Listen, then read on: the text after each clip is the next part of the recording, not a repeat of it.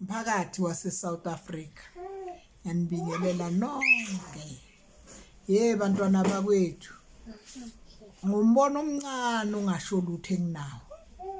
Ngicela ningalaleli ugovernment bamanje. Badlala ngani? Bayanibukhisa sisazohlupheka kakhulu nasilalela lo government. Lamaqembu ay100 and something. Ukwayibona phweni into enjalo. Nanifuna ubona ukuthi democracy yakhona ibheda kanjani.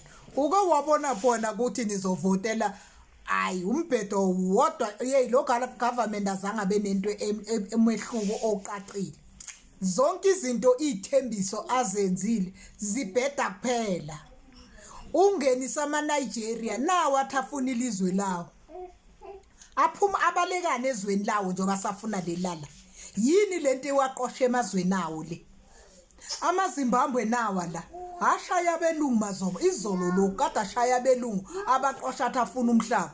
Awushila umhlaba gijimile manje azofuna lokho okuncane okulabelungu laba babashaya.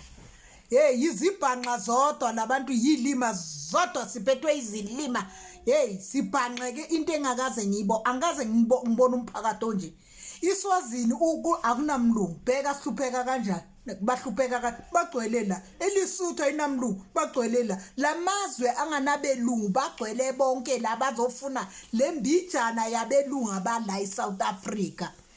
Mphakathi waseSouth Africa ake niphaphame ningeze niphaphamiswe yithobogogo. Abantwana ngo76 salwimpi thina sayinqobe sithi sinqobile sadlala ngesikhathi sethu ngikhalela isikhathi sethu lamatshe kade agugwa kwenziwa ngiyakhala ngalezi zinto ezenzeka ngo1976 namhlanje njoba sekunje sizoqhamuka sidlala oRamaphosa uzwa bathi bakhulele Soweto uqhamuke Soweto uRamaphosa aqakeke so uRamaphosa yena umuntu angithi uzalwe eSouth Africa into eyenza ukuthi agijima aqhasha ama-foreigner ngoba phela ngithi inhlupheko yethu yayazi yini akusiwa lana uRamaphosa akakhuluma iqiniso ukuthi uvela kuphi. Mphakathi waseSouth Africa phaphamani ningamvotela umuntu omnyama buyelana emabhunwini bamane bahlali kahlele benze buyelana emabhunwini bahlulekile basithembisa ama-RDP azange sakhelwa ama-RDP bahlule ukuklina basithembisa bheka iJoburg ukuthi njani bahlulwa iJoburg bazenza ungathi khona into abazoyenza.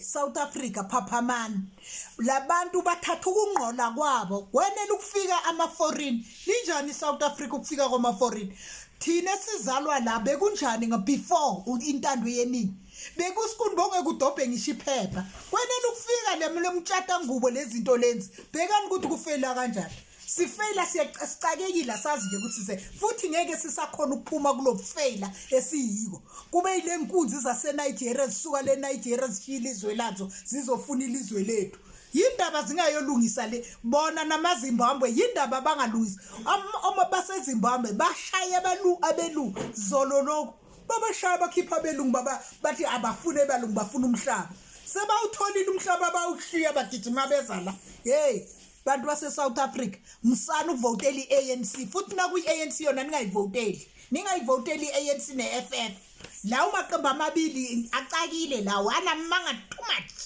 Mina bengithi ningabavotela abantu abamnyama ngoba abantu abamnyama banamanga benza ithembisa bangeke bazicede banamanga kakhulu abantu abamnyama. Ngiyabonga.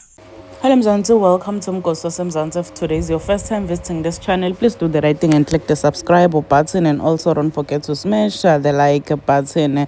Nangima kusend message ebantwini labamnyama uthi ningaphinzi nivotele umuntu lomnyama balabamnyama banendeleni boRamaphosa ngunini ba-apply for ama-RDP namhlanje lokhu solo balinza ama-RDP uthi ningamane nibuyele ebelungwini uthi ningamane nibuyele ebelungwini votelani emlungu ngaphinzi nivotele umuntu lomnyama. Siyabona abantu abaningi bayasho ukuthi bovotela umlungu this time around bakhathele abantu abamnyama bayasichaphatha abantu abamnyama basinike imisebenzi ama-job opportunities awekho.